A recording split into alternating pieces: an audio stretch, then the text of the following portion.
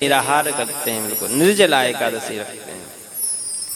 नंद बाबा ने निर्जला एकादशी का व्रत किया, दूसरे दिन द्वादशी तिथि में पारायण करते हैं।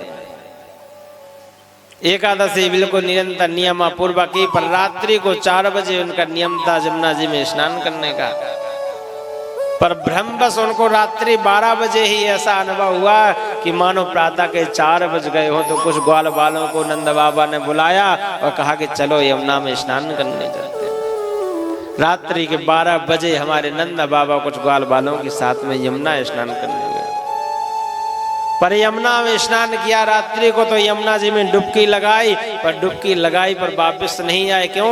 यमुना में डुबकी लगाते तो ग्वाल बालों ने देखा, पर बहुत समय हो गया वापस नहीं आए नंद बाबा, क्योंकि जो वरुण लोक के जो ग्वाल रक्षक हैं वह अपने वरुण लोक की ओर ले गए बाबा को। बहुत समय बीत गया तो ग्वाल बाल घबराए और चिंता में पड़ गए, अरे बाबा तो यमुना में डूब गए हैं, कब से गए अभी तक वापस नहीं आए। कन्हैया के पास दौड़े दौड़े गए हैं। ग्वाल बाल कहते हैं, अरे कन्हैया कन्हैया, तेरे बाबा तो यमुना में डूब गए हैं। नंद बाबा यमुना के रास्ते वरुण लोक तक चले जाते हैं। वरुण के जो वरुण देवता ने वहां पर बंदी गृह में डाल दिया। वरुण के जो दूत हैं उन्होंने कहा, ये रात्रि के समय में विघ्न बाधा उपस्थित कर रहे थे, रात्रि 12 बजे स्नान करने आए थे, विक्षेप हो रहा था हमको, तो हम पकड़ के आपकी शरण में लाए। वरुण ने भी आदेश दे दिया, जाओ इनको बंदी गृह में डाल दिया जाए। जहां यहाँ कन्हैया को प्रातःकाल पता चला, अरे हमारे बाबा तो यमुना में डूब गए हैं, कन्हैया तुरंत दौड़े दौड़े आए, यमुना में छलांग लगाई और यमुना के रास्ते से वरुण के द्वार तक पहुंच जाता है। वरुण देवता ने देखा, अरे प्रभु पधारे हैं, तो सिंहासन से खड़े होकर के सर्वप्रथम आगे दौड़ करके स्वागत किया हमारे कन्हैया का। ये दृश्य नंद बाबा बंदी गृह में पड़े पड़े देख रहे थे।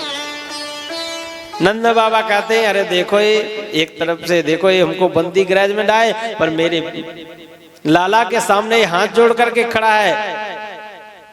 मेरे लाला तो जरूर भगवान है, देखो इतना बड़ो वरुण को देवता आज मेरे लाला के सामने हाथ जोड़ करके खड़ा है। कहता है कि हे प्रभु, आपने आने का कष्ट क्यों किया, क्या आदेश है, आप आदेश करो।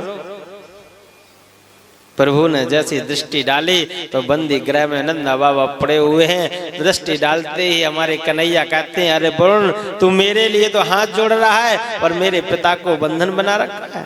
जो ये शब्द सुना वरुण देवता ने घबरा गए, अरे इस दास से अपराध हो गया है, अरे इस मूक दूत बालों ने बहुत बड़ी भूल कर दी, मेरे प्रभु मेरे अपराध को क्षमा करो, अनजाने में गलती हो गई, मुझको पता नहीं था ये आपके बाबा जी हैं।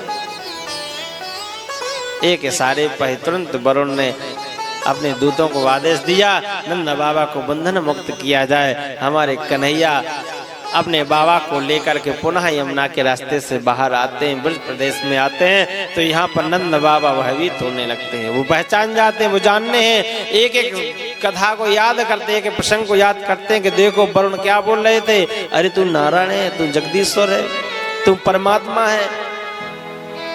आज नंद बाबा को भ्रम हो गया और कहने लगे, अरे कन्हैया तू तो नारायण है, अरे मेरो लाला ये लाला नहीं, ये तो साक्षात भगवान है।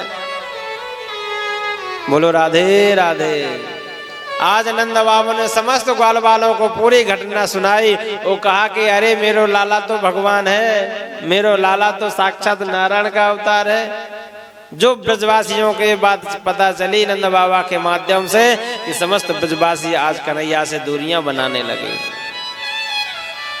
ब्रजवासी जैसे कन्हैया के पास में आए तो दूर दूर खड़े हो रहे हैं। कन्हैया ने कहा, अरे मेरे मित्रों, अरे ग्वाल बालों, जब भी मैं आता था तो आप मुझको घेर लेते थे, गले लगते थे, पर आज दूर दूर क्यों खड़े हो, क्या बात है, कोई गलती हो गई क्या हमसे? तो ब्रजवासी से भी ग्वाल बाल कहते हैं, अरे कन्हैया तूने बताया नहीं मुझको, अरे बाबा ने कहा है तू तो साक्षात नारायण है, अरे तुम भगवान है, मेरो कन्हैया नैया नहीं, तुम भगवान है, नारायण है, अब मैं तेरे साथ में खेलूंगा नहीं। कहीं कुछ गलती हो गई, कहीं कुछ हो गई, अपराध हो गया तो लेने के देने पड़ जाएंगे। अरे तू तो साक्षात नारायण है, अब तू हमसे दूर रहना बस। कन्हैया को लगा यदि ब्रजवासियों के अंदर ऐसी भावना रही तो मैं कैसे लीला कर पाऊंगा, ब्रज की लीलाओं को कैसे कर पाऊंगा। यदि इनके मन में यही आ गया कि मैं भगवान हूँ तो तुरंत उन्होंने अपनी योग माया के बल से ऐसी लीला की कि समस्त ब्रजवासी भूल जाते हैं। दौड़ लगा के कन्हैया को गले लगाते हैं और कहते हैं, अरे कन्हैया तू तो मेरा मित्र है।